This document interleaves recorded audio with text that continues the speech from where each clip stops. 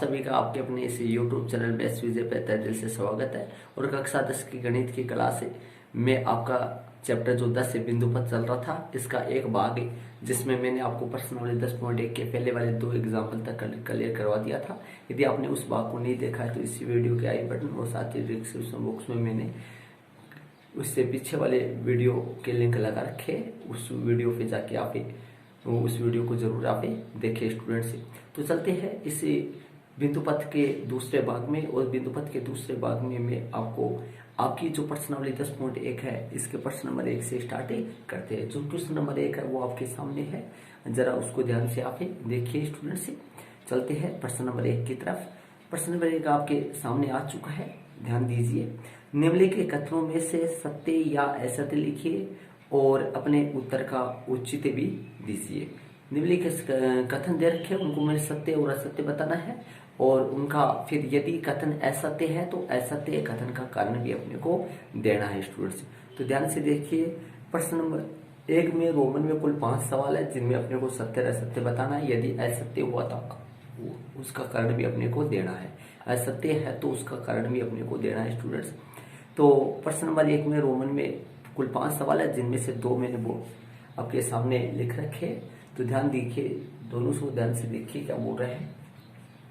किसी रेखा से समान दूरी पर स्थित बिंदुओं का समुच्चय एक रेखा होती है। इसने ये बोला है किसी रेखा से समान दूरी पर स्थित बिंदुओं का समुच्चय, किसी रेखा से समान दूरी पर। इसको समझते हैं पहले। जैसे मान लो कि ये कोई रेखा है, ध्यान से देखिए स्टूडेंट्स, ये कोई रेखा है AB और इस AB से समान दूरी पर स्थित बिंदुओं का समुच्चय। इस AB रेखा से समान दूरी पर बिंदु ले लेते हैं। ये जो बिंदु है, ये सारे के सारे बिंदु इस AB रेखा से बराबर दूरी पर है।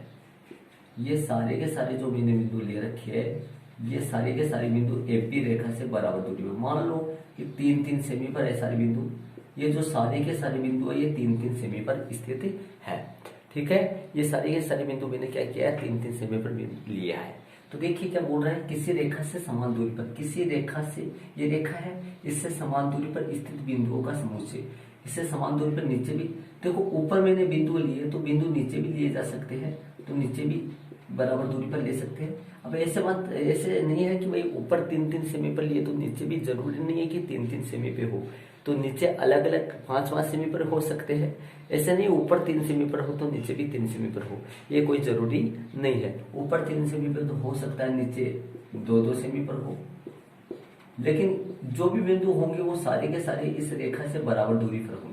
तो मैंने बहुत सारे बिंदु लिए, ऊपर भी और नीचे भी। देखिए, किसी रेखा से समान दूरी पर स्थित बिंदु, तो कोई रेखा AB खींची मैंने और AB से समान दूरी पर स्थित कुछ बिंदु ऊपर लिए थे मैंने और कुछ बिंदु AB से समान दूरी पर नीचे लिए। ऊपर तो 3-3 सेमी पर है सारे बिंदु और जो नीचे बिंदु है वो 2-2 सेमी पर है। तो ध्यान से देखिए स्टूडेंट्स, यदि इन सभी बिंदुओं से मैं एक रास्ता खींचूं, इन सभी बिंदुओं का एक बिंदु पथ खींचूं, तो ये जो रेखा है ये एक तीसरी ही रेखा प्राप्त हो जाती है, जिसका नाम चलो मैं दे देता हूँ PQ।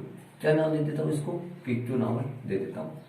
अब ये AB जो है, ये AB जो रेखा है, इसके AB रेखा के समांतर ही एक PQ रेखा प्राप्त होगी। क्या होगी, AB के समांतर ही एक PQ रेखा प्राप्त होगी, क्योंकि PQ रेखा पर स्थित जो भी बिंदु है, PQ रेखा को जिन जिन बिंदुओं ने बनाया है वो सारे के सारे बिंदु इस AB रेखा से क्या है, समान दूरी पर है।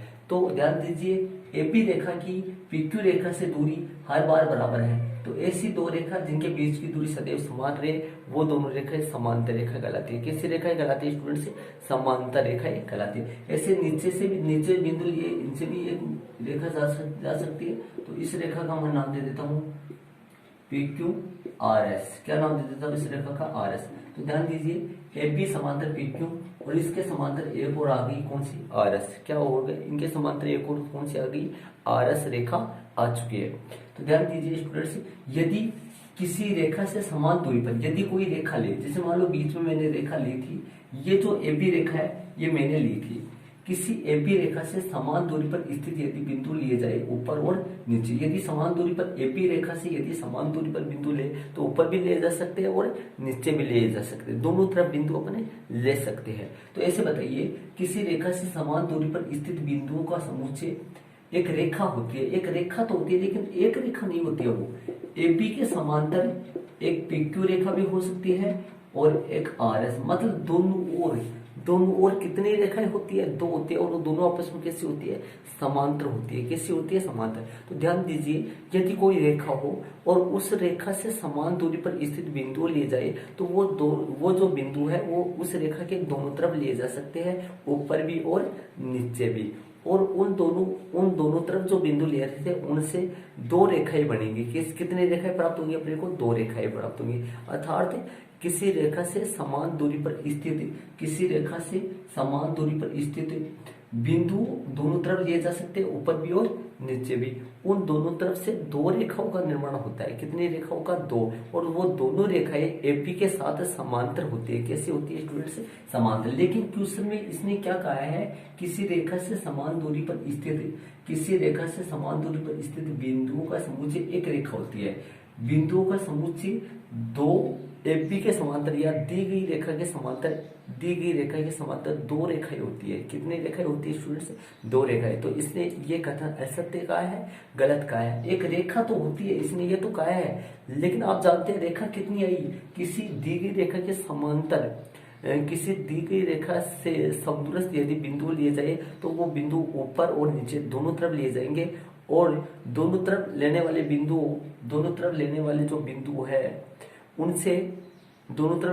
बिंदु है उनसे दो रेखाएं खींची जाएंगी, और दोनों रेखाएं उस दी गई रेखा के कैसे होंगी? समांतर। तो कहने का मतलब रेखा एक नहीं आती है, कितनी आती है? दो आती है, और वो दी गई मूल रेखा की कैसे आती है स्टूडेंट्स? समांतर होती है। कैसे होती है? समांतर होती है। तो इसका जो आंसर है वो अपन लिखेंगे कैसे लिखेंगे? अतः दिया गया कथन कैसा है? असत्य है। अतः दिया गया कथन कैसा है? असत्य है। क्योंकि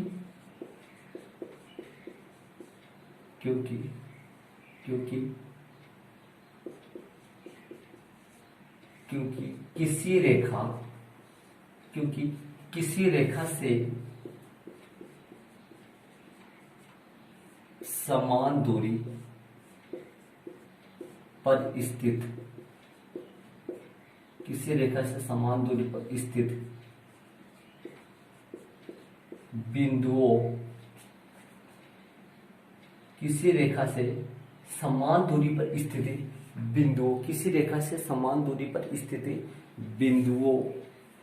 रेखा से समान दूरी पर स्थित बिंदुओं का जो बिंदु पथ है, बिंदुओं का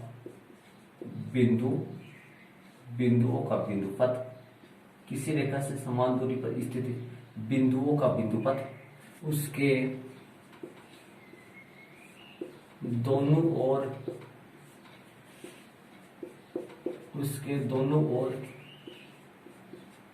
उस रेखा के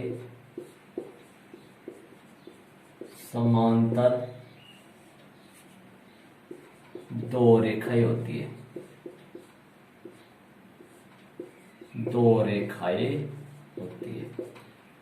इसको मैंने क्या लिखा? ध्यान से सुनना, देखो स्टूडेंट्स, अच्छी तरह समझाएंगे आपको।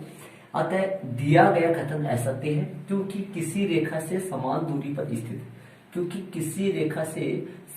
पर स्थित बिंदुओं का बिंदुपथ उसके दोनों ओर, उसके मतलब उस रेखा के दोनों ओर स्थित है, मतलब उसके दोनों ओर उस रेखा के समांतर दो रेखाएं प्राप्त होती है। उसके दोनों ओर, उसके किसके जो रेखा दे रखी है उसके दोनों ओर, मतलब ऊपर भी और नीचे भी दोनों ओर स्थित है उस रेखा के समांतर, उसके दोनों ओर स्थित है उसके दोनों ओर उस रेखा के समांतर दो रेखाएं होती है। ये इसका आंसर हो गया स्टूडेंट्स। आगे देखो, इसने क्या बोला, लेकिन इसमें यह असत्य क्यों आया? इसने क्या बोला था कि समान दूरी पर स्थित बिंदुओं का समुच्चय एक रेखा होती है, बल्कि एक रेखा नहीं होती है, दो रेखाएं होती है, उसके दोनों ओर स्थित होती है और दो रेखाएं होती है, और उस दी गई रेखा के कैसे होंगी? दोनों समांतर होंगी। कैसे होंगी? समांतर। अब इसको देखिए, एक वर्त उन बिंदुओं का समुच्चय होता है, एक वर्त उन बिंदुओं का बिंदुपथ है एक वर्त उन बिंदुओं का बिंदुपथ है जो किसी दिए गए बिंदु से नियत दूरी पर स्थित है। सही है भाई, ये वर्त की परिभाषा है, वर्त की परिभाषा दे रखी है, सही है। एक वर्त उन बिंदुओं का बिंदुपथ ही होता है जो दिए गए बिंदु से नियत दूरी पर स्थित है, जो दिए गए बिंदु से नियत दूरी पर स्थित है। देखिए, अतः यह कथन कैसा है? सत्य है, सत्य। क्योंकि क्योंकि क्योंकि किसी निश्चित, अब सत्य वाले का कथन लिखने का जरूरत भी नहीं है, वैसे सत्य का कारण है, सत्य का कारण ये है, ये बात सही दे रखी है अपने को, तो यह कथन सत्य आएगा इसमें। सिर्फ यह कथन कैसा है? सत्य है। सत्य का कारण लिखना सही, मतलब सत्य का कारण ये लिखेंगे, पर इसको सही तरीके से जरूर लिख सकते हैं, बल्कि लिखेंगे ऐसे। क्या बोल रहा है? ऐसे लिख देंगे, एक वर्त उन बिंदुओं का बिंदुपथ, इसलिए लिखा है एक वर्त उन बिंदुओं का बिंदुपथ है जो किसी दिए गए बिंदु से नियत दूरी पर स्थित है। मतलब, या फिर ऐसे लिख सकते हैं, यह कथन, अतः यह कथन सत्य है क्योंकि क्योंकि किसी किसी किसी एक निश्चित बिंदु से समान दूरी पर स्थित है, समान दूरी पर स्थित बिंदुओं का बिंदुपथ एक वर्त होता है। एक क्या होता है स्टूडेंट्स? वर्त होता है। ये इसका आंसर आ गया। क्या बताया है? अतः यह कथन सत्य है क्योंकि किसी एक निश्चित बिंदु से, इसमें लिखा है नियत बिंदु, किसी एक निश्चित बिंदु से समान दूरी पर स्थित है, किसी एक निश्चित बिंदु से समान दूरी पर स्थित बिंदुओं का बिंदुपथ एक वर्त होता है। इसे लिखा है। तो ये दो हो गए आपके, पहले में रोमन में दो क्वेश्चन हो गए, रोमन में पहला और रोमन में दूसरा। पहला कथन असत्य आया और दूसरा सत्य आया। दूसरे में वर्त की परिभाषा आई है, किसी एक निश्चित बिंदु के चारों ओर समान दूरी पर स्थित बिंदुओं का बिंदुपथ एक क्या होता है? वर्त होता है, जो परिभाषा के मुताबिक सही है। तो ऐसा एक नंबर का क्वेश्चन भी आ सकता है। एक निश्चित बिंदु से समदूरस्थ बिंदु का बिंदुपथ लिखिए, एक निश्चित बिंदु से समदूरस्थ बिंदु का बिंदुपथ एक वर्त होता है। तो चलते हैं इसके आगे वाले क्वेश्चन में चलते हैं। पहले में रोमन में 5 सवाल है, जिनमें से मैंने पहला और दूसरा करवा दिया। इसके तीसरे सवाल में आगे चलते हैं, इसको आप अपनी नोटबुक में जरूर अंकित कर लीजिए। चलते हैं आगे वाले क्वेश्चनों में।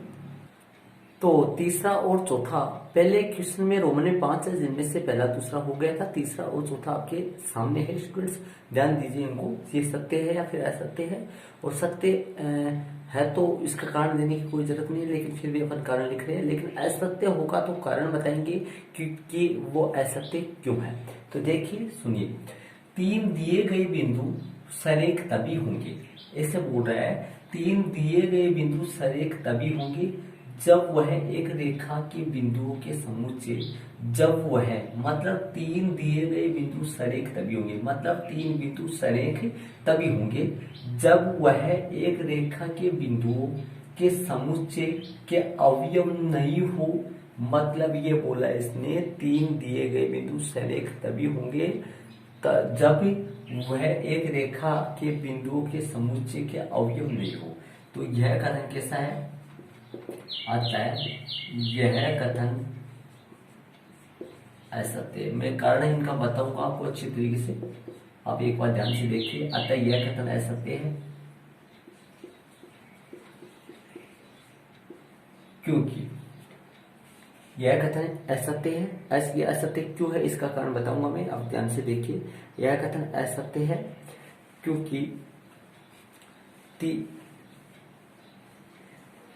यह कथन असत्य है क्योंकि तीन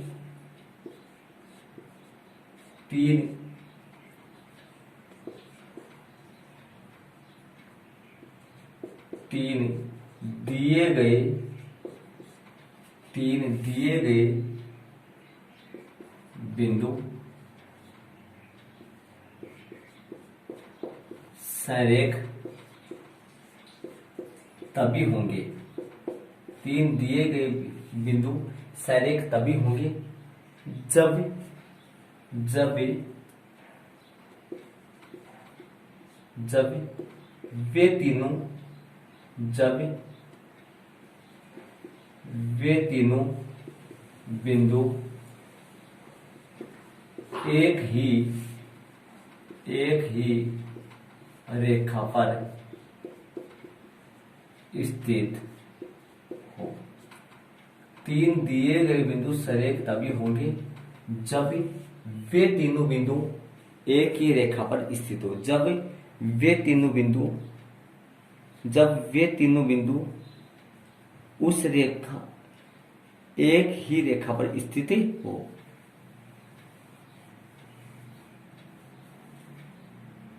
एक ही रेखा पर स्थित हो। वे तीनों बिंदु एक ही रेखा पर स्थित हो तभी वो तीनों बिंदु संरेख होंगे। अर्थात में क्या लिखेंगे कि मतलब अर्थात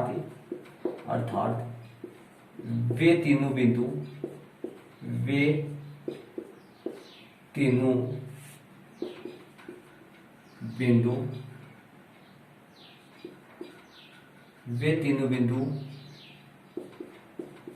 दी गई रेखा के बिंदुओं के समुच्चय दी गई रेखा के बिंदुओं के समुच्चय दी गई रेखा के बिंदुओं के समुच्चय के अवयव होने चाहिए।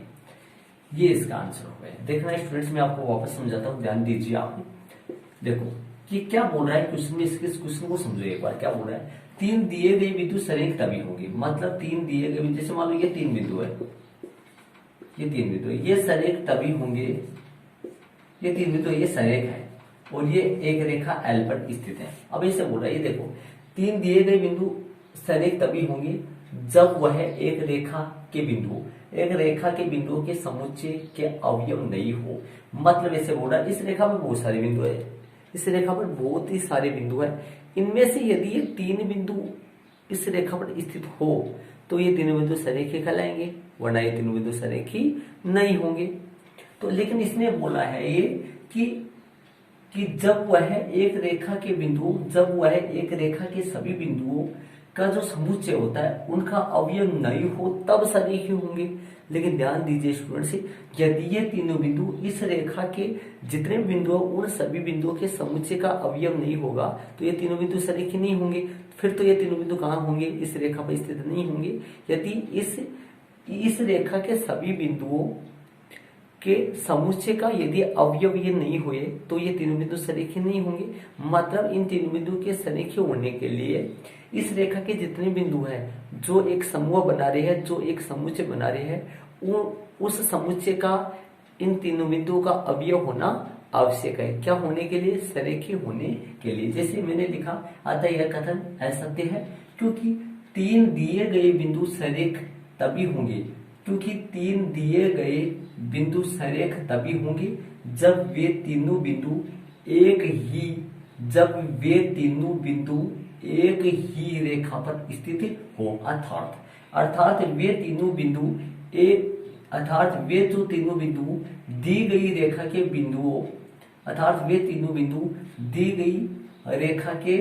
बिंदुओं के समुच्चय के अवयव होने चाहिए। मतलब अर्थात वे तीनों बिंदु, मतलब जो तीनों बिंदु अपने को दे रखे हैं, ये तीनों बिंदु दी गई रेखा के बहुत सारे बिंदु है और इनका यह समूह बन रहा है, उन समूह के अवयव होने चाहिए। ये इसका आंसर हो गया।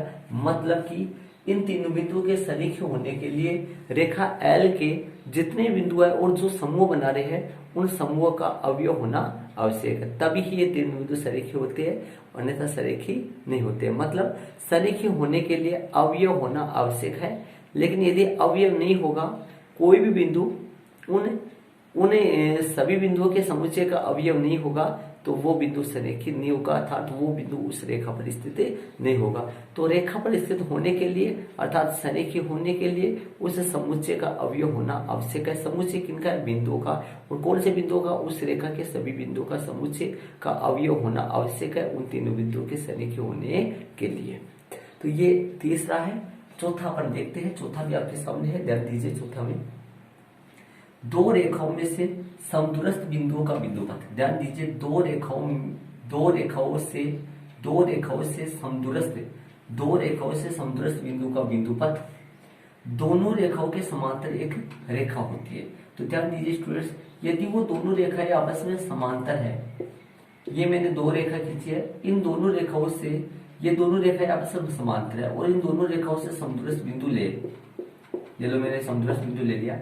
अब इन दोनों रेखाओं से समदूरस्थ जो बिंदु है, उन बिंदुओं का जो बिंदुपथ है वो इन दोनों रेखाओं के समांतर एक रेखा पर होती है। लेकिन यदि वो दोनों रेखाएं आपस में प्रतिच्छेदी है तब क्या होगा? मैंने आपको बताया था, अपनी परिमेय थी 10.2। क्या थी? दो प्रतिच्छेदी रेखाओं से समदूरस्थ बिंदुओं का बिंदुपथ जो होता है, दो प्रतिच्छेदी रेखाओं से समदूरस्थ बिंदुओं का जो बिंदुपथ होता है वो उन दोनों रेखाओं द्वारा बनाए गए कोण का क्या होता है? समद्विभाजक होता है। उन दोनों रेखाओं द्वारा बनाए गए कोण का क्या होता है? समद्विभाजक होता है। लेकिन ध्यान दीजिए, दो रेखाओं से समदूरस्थ बिंदुओं का बिंदुपथ, दो रेखाओं से समदूरस्थ बिंदुओं का बिंदुपथ दोनों रेखाओं के समांतर एक रेखा होगी। दोनों रेखाओं के समांतर एक रेखा होती है, लेकिन तब होती है जब वो दोनों रेखाएं पहले से क्या हो?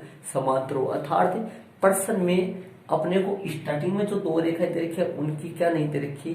प्रश्न में उन दोनों रेखाओं की स्थिति नहीं दे रखी। यदि दो रेखाएं समांतर है तो उन दोनों रेखाओं से समदूरस्थ बिंदु का बिंदुपथ उन दोनों रेखाओं के समांतर एक रेखा होती है। लेकिन यदि वो दोनों रेखाएं आपस में प्रतिच्छेदी है तो उन दोनों रेखाओं के समांतर, उन दोनों रेखाओं से समदूरस्थ बिंदुओं का बिंदुपथ उन दोनों रेखाओं से बनने वाले कोण का क्या होता है? समद्विभाजक होता है। लेकिन वो दोनों रेखाएं प्रतिच्छेदी होगी तब तो क्या होंगी? वो दोनों रेखाएं प्रतिच्छेदी या फिर असमांतर, प्रतिच्छेदी बोले या फिर असमांतर बोले। यदि दो प्रतिच्छेदी रेखाएं या फिर दो असमांतर रेखाओं से समदूरस्थ बिंदुओं का बिंदुपथ उन दोनों रेखाओं द्वारा बनाए गए कोण का समद्विभाजक होता है। और यदि दो रेखाएं समांतर है तो उन दोनों रेखाओं से समदूरस्थ बिंदुओं का बिंदुपथ उन दोनों रेखाओं के समांतर एक रेखा होती है। अर्थात वो दोनों रेखाएं यदि प्रतिच्छेदी होगी तो समदूरस्थ बिंदुओं का बिंदुपथ उन दोनों रेखाओं द्वारा बनाए गए कोण का समद्विभाजक होता है। और यदि वो दोनों रेखाएं खुद समांतर है तो उन दोनों रेखाओं से समदूरस्थ बिंदुओं का बिंदुपथ उन दोनों रेखाओं के समांतर एक रेखा होती है। अर्थात प्रश्न में यदि दोनों रेखाएं समांतर है तो समदूरस्थ बिंदुओं का बिंदुपथ एक समांतर रेखा होती है। और यदि ये दोनों रेखाएं असमांतर है तो समदूरस्थ बिंदुओं का बिंदुपथ एक उन दोनों रेखाओं द्वारा बनाए गए कोण का क्या होता है? समद्विभाजक होता है। तो डिपेंड समांतर होना, समांतर बिंदुपथ समांतर तभी हो सकता है जब वो दोनों रेखाएं खुद कैसी हो? समांतर हो। तो यहाँ पर दो रेखाओं से समदूरस्थ, जो स्टार्टिंग में जो दो रेखाएं दे रखी है उनकी स्थिति प्रश्न में नहीं दे रखी है कि वो दोनों रेखाएं कैसी है? समांतर है या फिर वो दोनों रेखाएं असमांतर। ऐसे प्रश्न में नहीं दे रखा अपने को कि भाई दोनों रेखाएं समांतर है या फिर दोनों रेखाएं असमांतर है। तो यहाँ पर लिख देते इसका हल। अतः यह कथन असत्य है। यह कथन कैसा है? असत्य है। क्योंकि दो रेखाओं से समदूरस्थ बिंदुओं का बिंदुपथ, दोनों रेखाओं से समदूरस्थ बिंदुओं का बिंदुपथ, क्योंकि दोनों रेखाओं के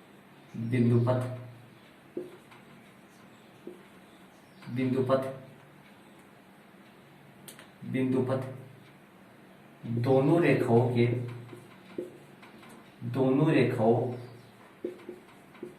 दोनों रेखाओं के समांतर, दोनों रेखाओं के समांतर रेखा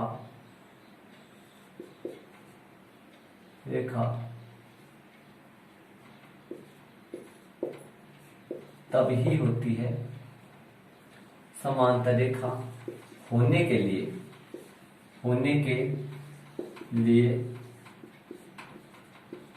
वे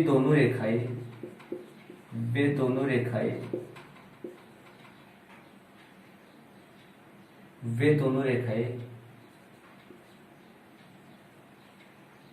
परस्पर समांतर होनी चाहिए। वो दोनों रेखाएं परस्पर कैसे होनी चाहिए? समांतर होनी चाहिए। उन दोनों रेखाओं का समांतर होना बेहद ही जरूरी होता है। और यदि वो दोनों रेखाएं समांतर नहीं हुई तो वो असमांतर होंगी, और असमांतर होंगी तो समदृश बिंदु का बिंदुपथ क्या होगा? उन दोनों रेखाओं द्वारा बनाए गए कोण का क्या होगा? समद्विभाजक ही होता है। ठीक है भाई, तो आगे देखिए, आगे चलते हैं। तो मतलब यहाँ पर प्रश्न में शुरू में जो दो रेखाएं दे रखी उनकी स्थिति नहीं दे रखी। यदि वो दोनों रेखाएं आपस में समांतर होगी तभी उन दोनों रेखाओं से समदृश बिंदु का बिंदुपथ उन दोनों रेखाओं के समांतर एक रेखा होती है, अन्यथा फिर वो असमांतर होगी तो समदृश बिंदु का बिंदुपथ उन दोनों रेखाओं द्वारा बनाए गए कोण का क्या होगा? समद्विभाजक होगा। तो मैंने क्या लिखा? अतः यह कथन असत्य है, क्योंकि दोनों रेखाओं के समदृश बिंदुओं का बिंदुपथ दोनों रेखाओं के समांतर रेखा होने के लिए, दोनों रेखाओं के समदृश बिंदुओं का बिंदुपथ है, दोनों रेखाओं के समांतर रेखा होने के लिए वे दोनों रेखाएं परस्पर समांतर होनी चाहिए। वे दोनों रेखाएं जो प्रश्न में दे रखे हैं वो दोनों रेखाएं परस्पर कैसे होनी चाहिए? समांतर होनी चाहिए। दोनों रेखाओं के समदृश बिंदुओं का बिंदुपथ है, दोनों रेखाओं के समांतर रेखा होने के लिए समदृश बिंदुओं का बिंदुपथ है, दोनों रेखाओं के समांतर होने के लिए समदृश बिंदु का जो बिंदुपथ है वो दोनों रेखाओं के समांतर होने के लिए वे उन दोनों रेखाओं का समांतर होना जरूरी, अर्थात वे दोनों रेखाएं परस्पर समांतर होने के लिए वे दोनों रेखाएं परस्पर समांतर होनी चाहिए। मतलब स्टार्टिंग वाली दोनों रेखाएं समांतर होनी चाहिए, तभी बिंदुपथ उन दोनों रेखाओं के समांतर एक रेखा होती है, अन्यथा नहीं होती है। तो ये हो गया आपके पहले में रोमन में तीसरा और रोमन में चौथा हो गया। और इसी के साथ अपन रोमन में पांचवें में चलते हैं स्टूडेंट्स। पांचवा, इससे क्वेश्चन आते हैं, यहाँ से क्वेश्चन आते हैं एग्जाम में। एक नंबर का क्वेश्चन आता है कि भाई दो समांतर रेखाओं से समदृश बिंदु का बिंदुपथ लिखिए। तो दो समांतर रेखाओं से समदृश बिंदुपथ उन दोनों रेखाओं के समांतर एक रेखा होती है। तो ये हो गया आपका तीसरा और चौथा। इसको आप अपने नोटबुक में जरूर अंकित कर लीजिए स्टूडेंट्स। तो इसी के साथ इसी के पांचवें में अपन चलते हैं, इसी का पांचवा अपन करते हैं स्टूडेंट्स। इसी में रोमन में कुल 5 सवाल है, जो रोमन में मैंने 4 करवा दे, और इसी के पांचवें में अपन चलते हैं। तो पांचवा आपके सामने है स्टूडेंट्स, ध्यान दीजिए। दो दिए गए बिंदुओं से समदूरस्थ, दो दिए गए बिंदु, ये ए और बी दो बिंदु है, इनसे समदूरस्थ। दो दिए गए बिंदु मैंने ए और बी ले लिया, ए और बी से समदूरस्थ, दो दिए गए बिंदुओं से समदूरस्थ बिंदुओं, दो दिए गए बिंदुओं से समदूरस्थ बिंदुओं, बहुत सारे बिंदु ले लेते हैं अपन जो इन दोनों बिंदु से बराबर। जैसे ये बिंदु है, ये मान लो 3 सेमी पर बिंदु है, और ये जो बिंदु है ये मान लो 4 सेमी पर बिंदु है। जो पी बिंदु, क्यू बिंदु है, आर बिंदु है, पी बिंदु मान लो 4 सेमी पर है, और क्यू बिंदु मान लो 3 सेमी पर बिंदु है।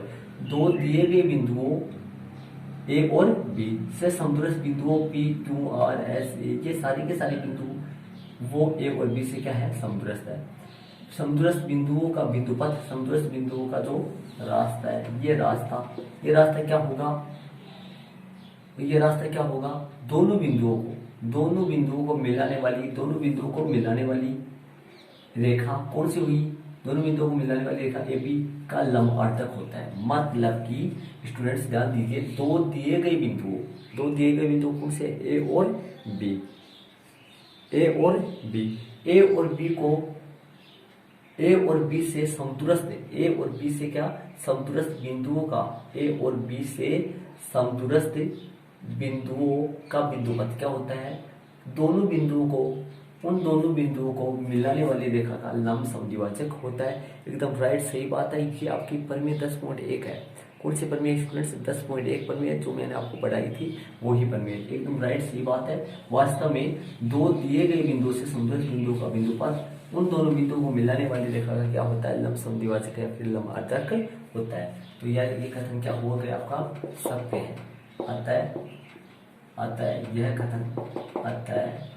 यह जो कथन है आपका वो क्या है, सत्य है। कैसा स्टूडेंट्स? सत्य है। यह कथन सत्य है, यह आपका आंसर हो गया। इसमें लिखने की कोई जरूरत तो नहीं है इसका, यह कथन वैसे सत्य है। इसमें कि भाई दो दिए गए बिंदुओं से समद्विभाजक बिंदुओं का बिंदुपथ उन दोनों बिंदुओं को मिलाने वाली रेखा का लंब समद्विभाजक है फिर लंब अर्धक होता है। लिखना चाहिए तो वैसा का वैसा लिखेंगे अपन। और यह कथन सत्य है। सत्य का कारण नहीं देना है, कारण किसका देना है, असत्य हो तो तब देना है। तो ये आपका पहले में रोमन में पांच सवाल है वो क्लियर हो चुके हैं। अब अपने इसी के साथ अपना पहला जो क्वेश्चन है उसमें रोमन में 5 सवाल थे जो मैंने करवा दिए। अब इसको अपने नोटबुक में जरूर अंकित कर लीजिए। और इसी के साथ प्रश्न नंबर दूसरे में अपन चलते हैं। प्रश्न नंबर जो दूसरा है उसमें अपन चलेंगे। प्रश्न नंबर जो दूसरा है वो आपके सामने है, ध्यान दीजिए जरा। एक चतुर्भुज के विकिरण एक दूसरे को समद्विभाजित करता है। एक चतुर्भुज ऐसा है जिसका विकिरण परस्पर एक दूसरे को क्या करेगा, समद्विभाजित कर रहा है। ये प्रश्न में अपने को अगले ने आपको दिया है। अभी क्या करें, सिद्ध कीजिए कि यह चतुर्भुज समांतर चतुर्भुज है। अपने प्रश्न में दे रखा है एक चतुर्भुज के विकिरण परस्पर एक दूसरे को समद्विभाजित करता है। अब क्या करें, तो सिद्ध कीजिए कि यह चतुर्भुज एक समांतर चतुर्भुज है। तो अपने को एक प्रश्न में समान चतुर्भुज सिद्ध करना है। तो समांतर चतुर्भुज आए तो भाई, तो समांतर चतुर्भुज कैसा होता है, आमने सामने की भुजाएं बराबर होती है लेकिन थोड़ा तिरछा होता है। लेकिन आयत जैसा होता है लेकिन थोड़ा सा क्या होता है, तिरछा होता है। तो ये मैंने एक समान चतुर्भुज ले लिया ABCD। प्रश्न में क्या करेगा, एक चतुर्भुज ABCD और इसके विकिरण परस्पर एक दूसरे को समद्विभाजित करते हैं। इसके विकिरण परस्पर एक दूसरे को समान दो भागों में बांटते हैं। AC विकिरण BD को और BD विकिरण AC को समान दो भागों में बांटता है। AO और OC बराबर है और OD और OB आपस में बराबर है। ये प्रश्न में अगले ने आपको कर रखा है। प्रश्न आगे करते हैं। प्रश्न नंबर जो दूसरा है वो अपन करते हैं। प्रश्न नंबर दूसरे का क्वेश्चन आपके सामने है, वहां से देखिए आप। प्रश्न नंबर दूसरा अपन करते हैं। सबसे पहला पॉइंट आता है दिया हुआ है। पहला जो पॉइंट आता है वो कौन सा आता है, दिया हुआ है। ये थोड़ा दिया हुआ पॉइंट है और दिया हुआ में क्या लिखेंगे अपन कि चतुर्भुज ABCD में विकिरण परस्पर बिंदु O पर क्या कर रहे हैं, प्रश्न में दे रखा है विकिरण परस्पर बिंदु O पर समद्विभाजित कर रहे हैं। तो चतुर्भुज ABCD में विकिरण AC व BD परस्पर बिंदु O पर समद्विभाजित करते हैं। अर्थात AO बराबर OC तथा OB बराबर AO बराबर OC अर्थात OB बराबर BD। अब अपन लिखेंगे सिद्ध करना है। क्या लिखेंगे, सिद्ध करना है। क्या सिद्ध करना है कि चतुर्भुज ABCD एक क्या है, एक समांतर चतुर्भुज है। क्या है, अब देखना स्टूडेंट्स, समांतर चतुर्भुज तब होता है जब उसकी सम्मुख भुजाओं के दोनों जोड़े, आमने सामने की भुजाओं के दोनों जोड़े AB और CD और AD और BC आपस में कैसी हो, समांतर हो। मतलब अर्थात AB जो है वो समांतर हो किसके, CD, और क्या आना चाहिए, और BC समांतर हो किसके, AD। ये अपने को लाना है। AB समांतर हो CD तथा BC समांतर हो क्या, AD। ये अपने को लाना है। रचना कुछ आएगी नहीं इसमें, उपपत्ति देखना। उपपत्ति का पॉइंट चलेगा, उपपत्ति देखना। उपपत्ति में क्या करना है अपने को, त्रिभुज AOD व त्रिभुज BOC, इन दोनों त्रिभुजों को लेंगे, इन दोनों त्रिभुजों सर्वांग सम कर देंगे। कोण AOD कोण BOC, ये दोनों कोण आपस में बराबर है। कैसे कोण है ये दोनों, शीर्षाभिमुख कोण है, शीर्षाभिमुख कोण है। और AO बराबर OC, BO बराबर OD,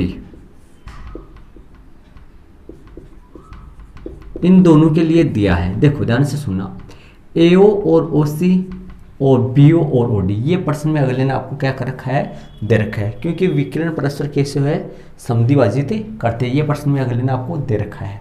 ठीक है, अब देखना आगे AOD, देखो AOD कोण और BOC कोण बराबर है, AO बराबर है OC और BO बराबर OD, इसलिए त्रिभुज AOD सर्वांग सम त्रिभुज।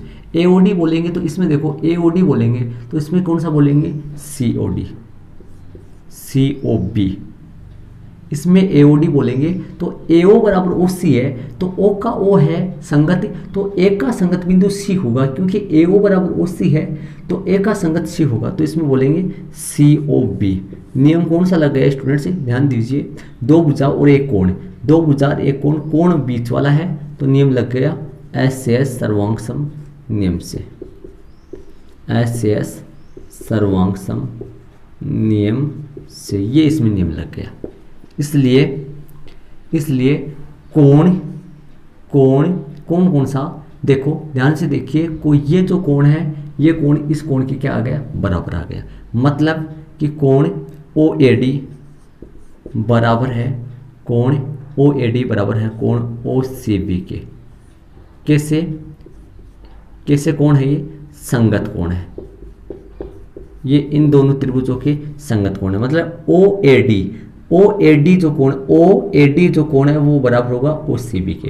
यहाँ पर देख लीजिए ये दोनों त्रिभुज आपस में सर्वांग सम कर लिए, और सर्वांग सम त्रिभुजों के संगत जो कोण है स्टूडेंट्स वो आपस में किससे होते हैं, बराबर होते हैं। तो इस त्रिभुज के तीन कोण इस त्रिभुज के तीन संगत कोणों के बराबर होंगे। ये A वाला कोण C के कोण के बराबर होगा, D वाला कोण B वाले के बराबर होगा, ये पहले से बराबर थे, मतलब सर्वांग सम त्रिभुजों के संगत कोण कैसे होते हैं, बराबर होते हैं। तो दोनों त्रिभुज सर्वांग सम हो गए, संगत कोण कैसे हो गए, बराबर हो गए। अब इसके बाद में आगे देखना, ये दोनों एकांतर कोण है, ये दोनों कैसे कोण है, एकांतर कोण है, ये एकांतर कोण लग रहे हैं, और ये दोनों कोण तभी बराबर हो सकते हैं, ये दोनों एकांतर कोण है, यह तभी संभव है, यह तभी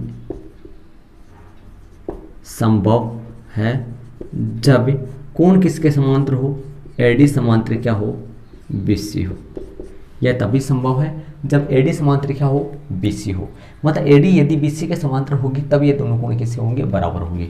ठीक है स्टूडेंट्स, इसी प्रकार यदि त्रिभुज AOB सर्वांग सम त्रिभुज, AOB सर्वांग सम त्रिभुज, AOB सर्वांग सम त्रिभुज COD, इसी प्रकार यदि AOB सर्वांग सम त्रिभुज COD हो तो हमें AB समांतर, तो हमें क्या प्राप्त होगा भाई, AB समांतर CD प्राप्त होगा। क्या होगा, AB समांतर CD। और यदि जिस तरीके से मैंने AOD और BOC त्रिभुजों को सर्वांग सम सिद्ध किया, AOD और BOC को सर्वांग सम किया, तो मेरे पास आया AD समांतर BC। इसी तरीके से यदि मैं AOB और COD त्रिभुजों को सर्वांग सम करूं, इसी प्रकार में AOD और COD, AOB और COD को सर्वांग सम करूं, तो मेरे पास AB समांतर CD आएगा। कौन सा आएगा, यहाँ पर AD समांतर BC आया, तो मेरे पास यहाँ पर AD समांतर BC आया, मतलब इन दोनों त्रिभुजों को सर्वांग सम किया तो AD समांतर BC आया, और यदि AOB और COD को सर्वांग सम करूं तो AB समांतर क्या आएगा, CD आएगा। तो अतः चतुर्भुज ABCD एक क्या होगा, एक समांतर चतुर्भुज है। क्या प्राप्त हो गया? एक समांतर चतुर्भुज है। क्यों होगा? क्योंकि इस चतुर्भुज के सम्मुख कोणों का जो योग, सम्मुख भुजाओं के जो युग्म है वो कैसे आ गए? समांतर आ गए। ये लो एच भी हो गया, मतलब सिद्ध हो गया इस चतुर्भुज के समूह भुजाओं के दोनों युग्म समांतर है, इसलिए ये समांतर चतुर्भुज हो गए। तो इस चतुर्भुज एबीसीडी क्या हो गया? एक समान चतुर्भुज, क्योंकि इस चतुर्भुज की सम्मुख भुजा के दोनों युग्म, मतलब एडी समांतर बीसी है, एडी और बीसी भी समांतर आ गई, और दूसरा जोड़ा एबी और सीडी भी समांतर आ गए। मतलब इस चतुर्भुज के समूह भुजाओं के दोनों युग्म समांतर है, इसलिए यह एक समांतर चतुर्भुज है। इति सिद्धम। एच भी हो गया। अतः चतुर्भुज एबीसीडी एक समांतर चतुर्भुज है। इति सिद्धम। ये हो गया अपने। और इसको आप अंडरलाइन करना चाहो तो अंडरलाइन कर सकते हो, इसको और इसको। ये दोनों, इन दोनों की मदद से अपना एक समान चतुर्भुज सिद्ध हुआ है। ये प्रश्न नंबर दूसरा हो गया। इसी के साथ प्रश्न नंबर, इस वीडियो में मैंने प्रश्न नंबर पहला, जिसमें रोमन में 5 सवाल थे, सत्य सत्य वाला, और प्रश्न नंबर दूसरा क्लियर किया है। तो इसी के साथ आगे वाले क्वेश्चन आपको अगले वाले वीडियो में कराएंगे। तो स्टूडेंट्स, ये वीडियो आपको कैसा लगा कमेंट्स में जरूर बताइए, और साथ ही आपके अन्य जो दोस्त हैं उनको भी वीडियो को शेयर कीजिए। और इसी के साथ अपने अगले वाली वीडियो मिलते हैं। जब तक के लिए थैंक्स।